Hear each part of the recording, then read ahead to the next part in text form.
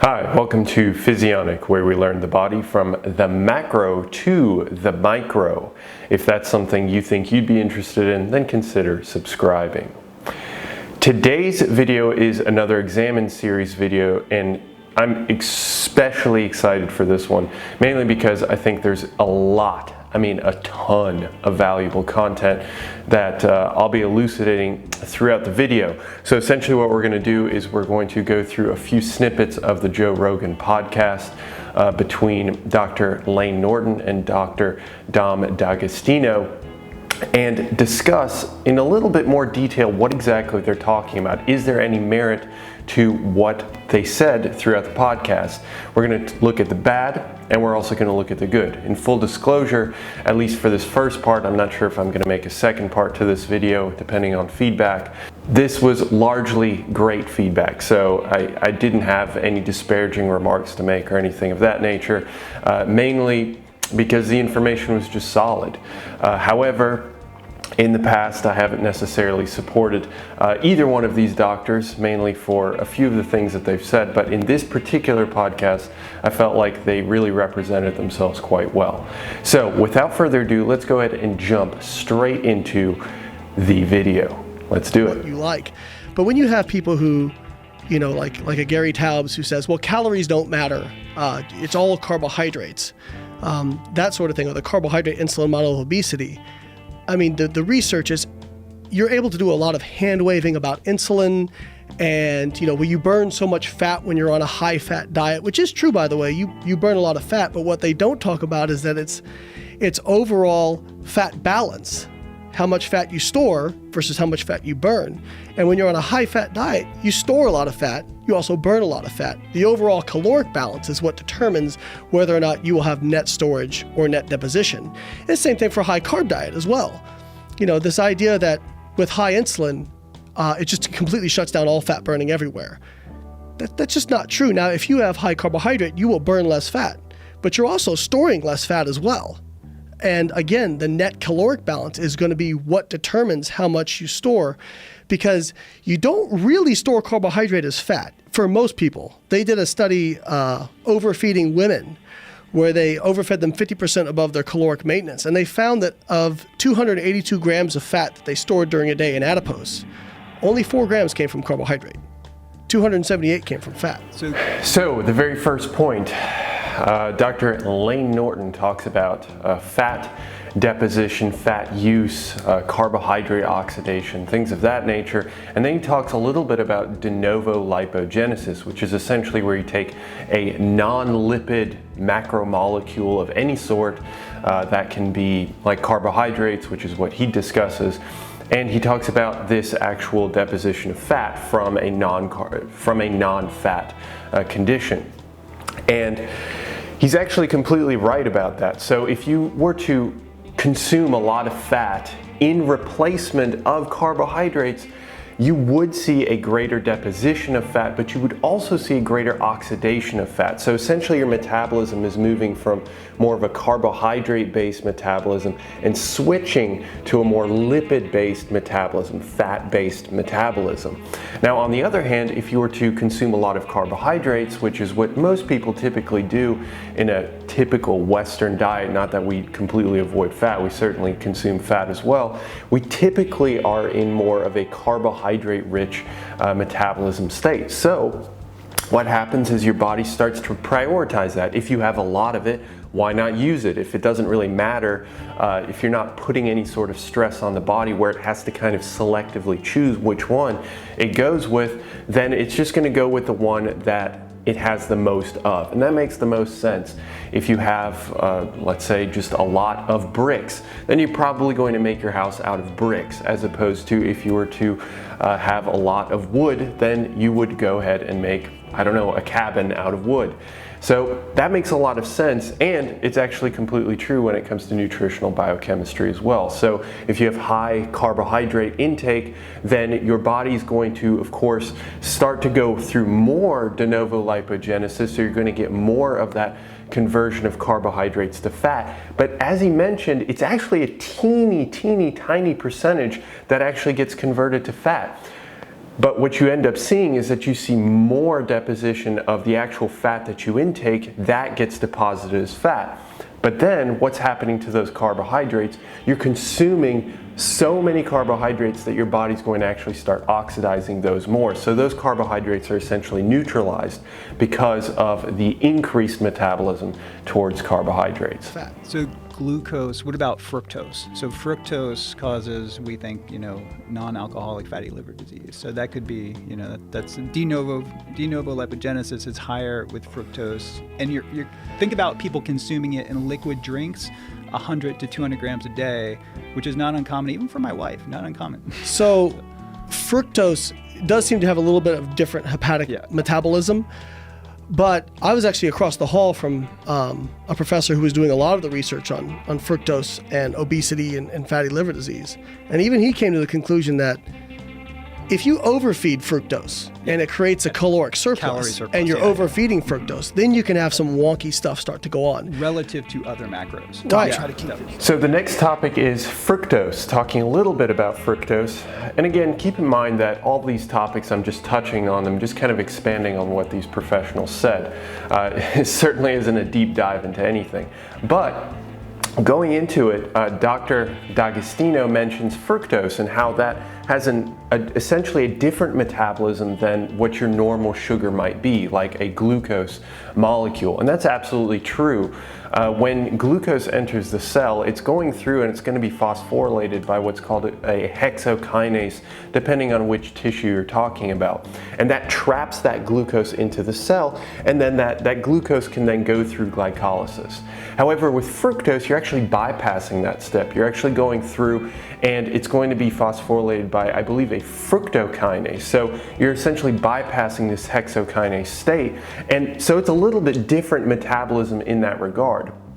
But just because it's different, does that necessarily mean that it's necessarily bad? Because that fructose molecule and that glucose molecule are both going into glycolysis. It's just at different steps throughout the glycolysis pathway. And what Lane Norton eventually mentions is that it's really about the caloric surplus, and that's probably true of really any macromolecule. If you overconsume it to a point where you are in a caloric surplus, that can be detrimental, and we'll be touching on that further as we go through the podcast. Yeah. So these things these byproducts, these metabolic byproducts, because you're not fluxing enough through the cell, they start accumulating within the cell and start to inhibit the Krebs cycle, glycolysis. And so everything starts backing up to the point where you also start inhibiting the insulin receptor. And now you have glucose, fatty acids, and amino acids also backing up to the point where they start to overspill into the bloodstream. And you see this accumulation of all of them in the bloodstream in type 2 diabetes. And I actually think that, again, me going out on a limb, that obesity doesn't cause type 2 diabetes and type 2 diabetes doesn't cause obesity, that they develop in concert from the same problem, which is overfeeding underactivity. Now, this next topic is a huge one, absolutely huge. If you're talking about obesity and talking about diabetes, it's really difficult to talk about that in a few minutes. But Dr. Norton talks about essentially metabolic flux, so essentially getting a pull on one end of the mitochondrial ATP production system and the amount of energy that's actually coming into the cell. And that's actually a really good way of explaining things. It's actually how I was educated as well. I went to a university for my master's that really focused a lot on energetics, and we have actually some of the top mitochondrial researchers there. So when we were taught, that's exactly how we were taught, actually, essentially looking at it as kind of a pull and kind of a push system. So I'll throw a graphic up, and that should explain it a little bit better. But essentially, when you have a lot of nutrients in your bloodstream and it's entering your cells, your mitochondria is moving as rapidly as it possibly can based on the need for energy. So if on the other side of the mitochondria, if you want to put it that way, there's no pull for more energy, then you're essentially stopping the supply line. So your mitochondria is producing energy that it no longer needs. So it starts to back up. It backs up, the TCA cycle. Then it backs up glycolysis, and then it backs up insulin, and it backs up, glucose entering the cells. And then what ends up happening is that glucose is just going to stay in your bloodstream. And that's where we see this increase in this glucose that's found in diabetic or pre-diabetic individuals. So I find this to be absolutely true from obviously my personal perspective. I completely understand where Dr. Norton's coming from. I do agree that it's a concert between, if you are obese, typically, well, actually pretty much always, you're over-consuming for your body, which leads to elevated levels of everything in the bloodstream, because again, you're not getting that pull on the other side.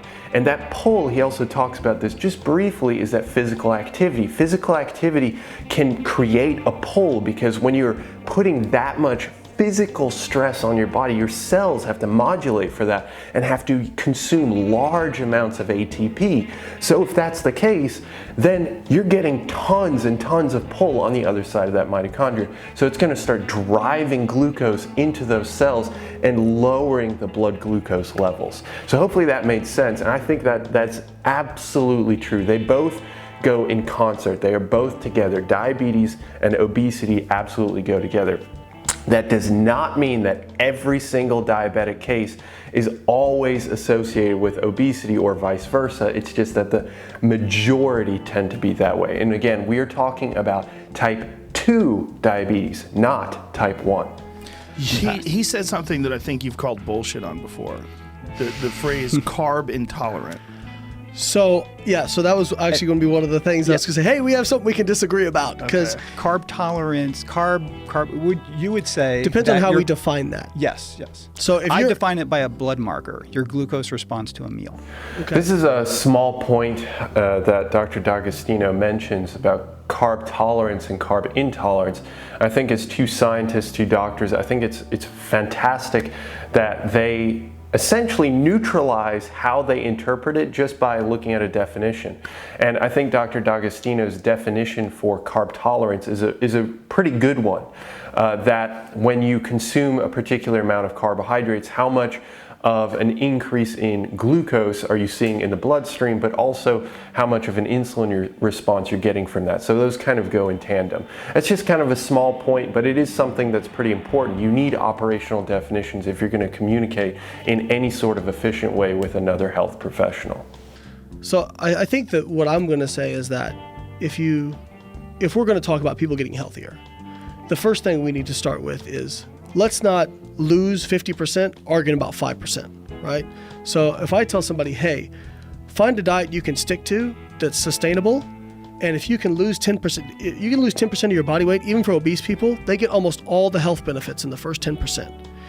Now maybe some people like you, or people who respond really well to a ketogenic diet, there's outliers, or people on the other sides of the Gaussian curve. If you do a little bit better on there, then great. But if you find a ketogenic diet is completely unsustainable for you, and you're not able to stick to it, but you're trying to do it because you're trying to get a little bit better blood glucose regulation, you're kind of shooting yourself in the foot. Because if you could stick to, like, let's say for the individual, a higher carb diet was easier for them to stick to, they could lose weight on that, then that's the bulk of their health benefits they're going to get from it. So this is an excellent point by Dr. Norton.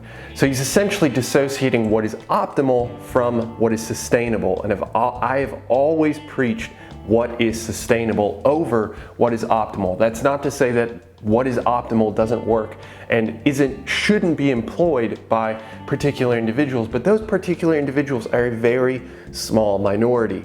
The vast majority of the population, over 90% of the population, needs to focus on what's sustainable.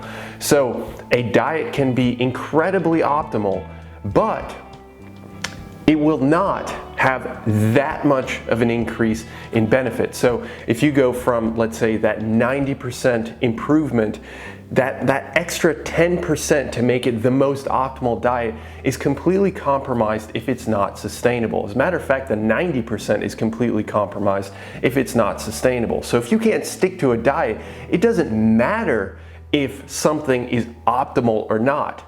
It has no bearing. It's not optimal at all because you can't even stick to it. And Dr. Norton is talking about you need to find something that is the most sustainable and still gives you 90% of the benefits of a most optimal diet. And that is 100% correct. There was a few studies that really changed my opinion on sugar. Now, the listeners are going to hear this and think that I'm advocating for sugar. I'm not. You're not talking about in the context of a calorie surplus. A It's surplus easy amount to of overeat. fructose can, which is kind of explains the state of the United States. Partly. So if you look at sugar intake, this kind of gets back to the carbohydrate insulin obesity model. If you look at sugar intake over the last 50 years or last 100 years, it went up very steadily with obesity until around the mid-90s, and then it took a sharp dip while obesity continued to climb. Now again, that's just correlation data. But if you do look at the overall calorie intake versus obesity rates, it's like an R squared of like 0.94, which is really Does sugar close. include high fructose corn syrup? Is that lumped into sugar? So this was added sugars. Okay. But Okay, so let's talk about sugar and its impact essentially on the obesity crisis and overweight crisis in the United States and really across the world, but we'll focus on the United States. So Dr. Norton mentions that sugar continuously climbed in tandem with essentially overconsumption, but also certainly with overall climbing in weight for the general population. And then in the 90s, it actually took a sharp dip. And I've actually looked at that study, and it's really interesting. And it's absolutely true, which would then imply that sugar is not the cause, or at least not the primary cause for our obesity crisis. Okay, now Dr. D'Agostino jumps in and says something about, does that take into consideration high fructose corn syrup? I think that is an excellent question to ask in that point, because if you're generalizing to sugar, are you talking about added sugar? Are you talking about your general sucrose? Are you talking about what's found in the general foods that you have? Are you talking about high fructose corn syrup? And there are different variations of high fructose corn syrup. And the fact that the study did not look at high fructose corn syrup is certainly very important. It's actually a critical component of that study. So can we maybe conclude that sugar has no impact on obesity? I don't think that we can based off of that study alone, but it is still telling that added sugar tends to decrease, but are they replacing that with high fructose corn syrup? And that is a very, very valid point. So for my opinion, just to interject mine real quick, I still don't think that sugar alone, if it's high fructose corn syrup, and usually that's at a proportion of 55%, I believe, fructose to 45% glucose, I don't think that that still has any sort of direct link to obesity. Like if you were to drink a glass of soda, who drinks a glass? A bottle of soda, that you immediately become fatter because of that. I don't think that that's the case. But it's still important to pick out these nuances between high fructose corn syrup, added sugar, and sugar's impact, and the fact that our caloric intake continued to rise in tandem at a really, really, really strong correlation. I think he says something like 0.94 or something like that. That is an insanely strong correlation. Of course, we know correlation does not mean causation, but that is a great point to investigate in the future. There was a study done by Serwit, and they looked at high glycemic diet versus low glycemic, and I mean extreme. They did, one group had over 100 grams of sugar a day, another group had 10 grams or less per day. Or sorry, it was 11 grams or less per day. And they looked at the differences in weight loss, blood lipids, all that kind of stuff. Did they adjust for carbohydrates? So the group that ate 10 grams of sugar or less a day, did they eat the same amount of total carbohydrates? Same amount of total carbs. Okay. So low glycemic versus high glycemic. Yeah, right? and processed carbs can spike your glucose more than sugar. Right. So they did have a higher fiber intake. Mm-hmm. Okay. But what they did find that they had higher insulin responses to the meal, the high sugar group did, but no differences in weight loss. So they both groups lost weight. The only real difference was the lower glycemic group had a little bit better. Both groups improved cholesterol. The lower glycemic group had just a little bit better improvement, probably because they were eating higher fiber, which can bind cholesterol, and you excreted. I would like to see what happened if they equated. In this particular portion, Dr. Norton talks about a study in which they measured in equated conditions, except for the only difference was their fiber intake and also their glycemic index. So if you have a high glycemic food, you're talking about a food that will spike your blood sugar levels relatively quickly. And if you have a low glycemic index food, then you have a food that's going to take its time as it slowly rises your blood sugar levels. And people have equated that to being a healthier carbohydrate or non-healthy carbohydrate. And I'm not going to get into that right now. Glycemic index has a lot of issues, and I know that Dr. Norton is aware of that, but he doesn't discuss it here. But he does mention that in terms of weight loss and its impact on cholesterol, they're pretty much equivalent. So if you consume high glycemic index carbohydrates or low glycemic index carbohydrates, you're going to see the same reduction in body weight if you, again, equate conditions, if you're in an equal calorie deficit. Not only that it doesn't seem to matter that much about which type of carbohydrate you take on blood lipids, so on your cholesterol levels. You will still see a reduction in your cholesterol levels. So if that's due to a change in carbohydrates, most likely not. It's mainly just because you're in a caloric deficit, so regardless of the carbohydrate that you intake. Now, he does also mention that in one condition, the low glycemic index condition, that they had an increase in fiber, and I think that's a really good point as well, because that's most likely the reason, and I completely agree with them, that you might see a slightly greater decrease in cholesterol, because not every single one of those carbohydrate molecules is being absorbed in the intestinal tract, because fiber, and it depends on the type of fiber, it can be viscous fiber and non-fermentable, fermentable fibers.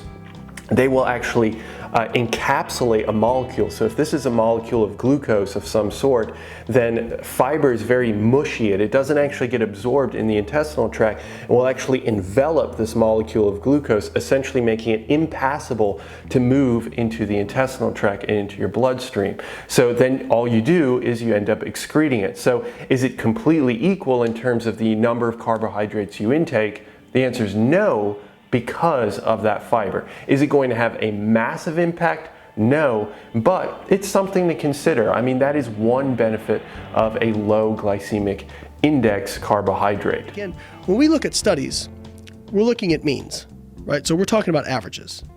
And there are outliers. Like if you look at any Gaussian distribution chart, which is kind of how populations distribute based on a certain treatment, you have about 60 to 70% that fall into the average. Then you have another 10, 20% that are kind of do a little bit better one way versus the other. And then you have 5% on either end that are, 2.5% on either end that are outliers, right? So just to frame this again, let's take weightlifting. We know weightlifting makes you bigger and stronger, right? Like that is not up for debate. We agree on that. There are studies that have shown that some people who are beginners, where you should be gaining a lot of muscle very quickly, some people will go from the first time they walk in the gym, squat 185, 12 weeks later, they're squatting 400 pounds. Some people don't get stronger. There have actually been studies where over 12 weeks, there's a few individuals who did not get stronger. All right, let me address this for the weightlifting individuals. If you're into weightlifting, this is again true. Dr. Norton points out that if you're talking about a health professional, they can give you advice that's going to apply to. We could even extend that from the 70% he mentions to even a few of the outliers if they're not too far out from kind of the mean. So right around that 90% mark. For those 90% of individuals, a health professional can give you the same general plan and it'll work, mainly because you aren't too far away from that mean. However, there are individuals out there that are so far on the extremes that health professional will initially apply a particular plan or protocol or drug protocol, whatever it is, if it's pharmaceuticals, if it's weightlifting, if it's nutrition, if it's health coaching, whatever it might be, and it won't work. So then you have to constantly go to the drawing board. So there's a very small minority of individuals that a typical plan will just absolutely not work. So then you really have to work with that person. And when it comes to weightlifting or strength training or muscle hypertrophy in general, there is a very small subset of the population that when they weight train, they actually get weaker and they actually don't gain any muscle, which is a very strange physiological concept, but it actually does happen. So that's a really good analogy that he uses here. Yeah, so Before you do that, why do you think that it would be an issue? What would be the issue with sugar and with Pop-Tarts and junk food? What would be the negative effects biologically? I think the accumulation of the postprandial spikes in glucose and insulin over time, especially in the context of a calorie surplus, could be a bad thing. If you are doing a calorie surplus, for example, to gain weight and mass over time, which bodybuilders do, following contest in the off season, I think it's even more important almost to actually stick with foods, carbohydrate sources that are lower glycemic. You can only tolerate so much fiber, but I think if you are running a calorie if you are doing a ketogenic diet and you have a calorie surplus, that could be a bad thing. Your triglycerides will go up.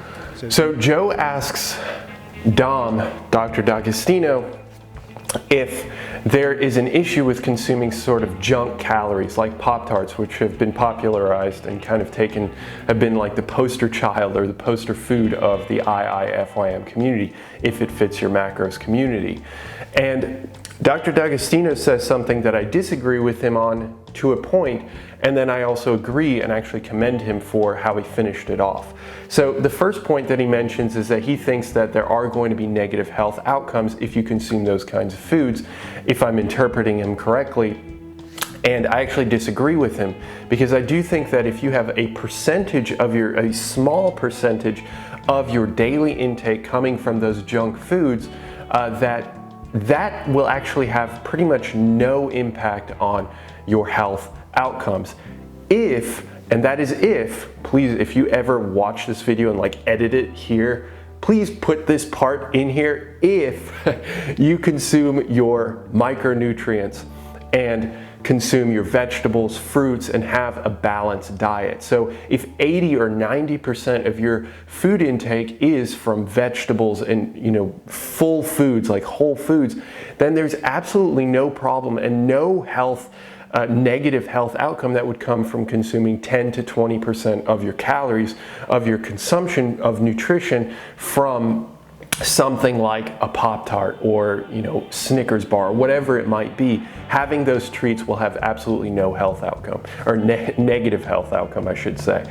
Now that said, he also mentions that if you consume it in a caloric surplus, that is where I agree with him. So if you were to consume that in a caloric surplus, but the thing is, we can't prioritize and put our emphasis on just this 20% and say, oh, that's the reason why your blood levels, your blood cholesterol levels, blood glucose levels, H1C levels are starting to increase. It's because the total diet, inclusive of those vegetables, yes, inclusive of those vegetables and those fruits and whatever else, the whole foods that you end up consuming, the overconsumption just as a whole, regardless of the actual food itself and regardless of the micronutrient profile, will still lead to an increase in blood cholesterol. Because if you are depositing fat, if you are depositing lipids onto your body, you're going to see the eventual rise in that blood cholesterol and those blood lipids.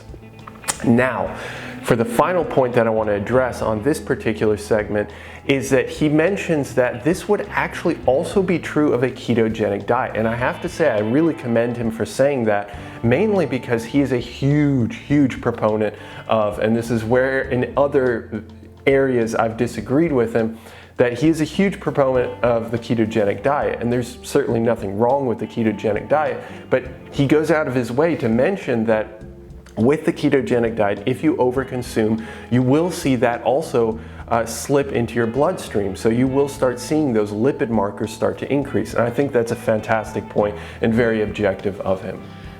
But just because you secrete higher insulin doesn't mean that you're going to have more body fat. And there was a study done actually by one of the proponents of the carbohydrate insulin hypothesis that looked at what's called Mendelian randomization, where basically the idea is you have different gene variants, like we were talking about. And if, for example, like they've done this with LDL cholesterol, LDL cholesterol. Most people believe that LDL cholesterol has some contribution towards heart disease. I would say it's a pretty strong, now people can Very controversial. Okay, Very context dependent and individual. When they look at these gene variants, people who have gene variants where they run lower LDL have lower rates of heart disease. People who are higher rates of heart disease. Gene variants, yeah. If you look at that with insulin, at best, insulin explains 10% of obesity. At absolute best. And that study actually showed a high level of bias. It was between 1 to 10%. So I'm not putting out the idea that maybe insulin has some effect. You're talking about fasting insulin or postprandial insulin? Overall. All right, so this is the last section that I'm going to be covering of this podcast. Again, if you actually want to see me do more of the podcast, come out with a part 2, then let me know in the comments. I would really love to hear your feedback and see how I can improve this series as well. So let's talk about what Dr. Norton mentioned. So he talks about how insulin is not necessarily related to weight gain. And again, I have to agree with him. If you look at it in a vacuum, you will see that insulin binds to the cells and the cells open up, and then you've got glucose that comes into the cell. But if the cell actually has that pull from that mitochondrion, then what's going to happen is you're going to end up creating energy, and then you're going to actually use that glucose molecule. So just because your insulin is elevated does not necessarily mean that you're going to be gaining any sort of body fat. Now, that said, if you're constantly elevating insulin, that is a decent indication that you are over-consuming food. If you are constantly having elevated insulin, it's more of an issue of the overconsumption of food, not necessarily the insulin itself. Now, if you continuously do that over and over and over, day after day, week, month, then eventually you're going to gain weight. And what's going to end up happening, you fall into that obesity crisis. You start to gain weight over time. And over years, it's usually not people just shoving their face with 20,000 calories every day and then in a few months they're obese. Typically it's every year they gain a few pounds, and they continuously gain a few pounds over many different years. And then, 10, 15, 20 years down the road, you're like, wow, I'm overweight. Now, that is not a problem with insulin, although your insulin levels are elevated at that point because you have become insulin insensitive. And that's where that combination, and this is what happened, this is what we talked about at the beginning of the video, and what Dr. Norton mentioned, that there's this concert of insensitivity and insulin and general diabetic behavior and obesity. So they really go together. Then he also mentions that certain people have particular what's called gene variants, and variant is the new word for mutation. So particular individuals have different variants. Essentially, you have in your DNA structure for particular genes, so a section of your DNA helix, that particular nucleotides are replaced by other nucleotides. So you don't have the exact same gene variant. So particular individuals are going to have different responses. So it doesn't even matter necessarily about their energy intake. Sometimes people just have a genetic disposition towards one condition or another condition, which is something to take into consideration. But for the vast majority of individuals, we can put them again within that 90%. So we're not talking about this kind of 10% or 5% extraneous variables on either side. So overall, I was genuinely impressed by Dr. Norton and Dr. D'Agostino's takes on all of this information. I think that up to this point they had represented themselves really well. And especially with Dr. D'Agostino, I was genuinely impressed because he does tend to push this kind of ketogenic style of dieting. And I've heard a few of his other podcasts, as well as heard him speak on other videos and things of that nature. And frankly, there have been times where I've completely disagreed with him on a few different areas because he does push this ketogenic diet quite hard. Dr. Norton, I've disagreed with him for Other reasons that I won't go into, some of them being more scientific. Again, I have to say that both of them really represented themselves quite well. So just as a reminder, if you want to see more of this, or if you don't, then let me know in the comments below, and I'd love to hear your feedback. And with that said, hopefully I have the pleasure of speaking with you in the next one. Have a good one, guys. See ya.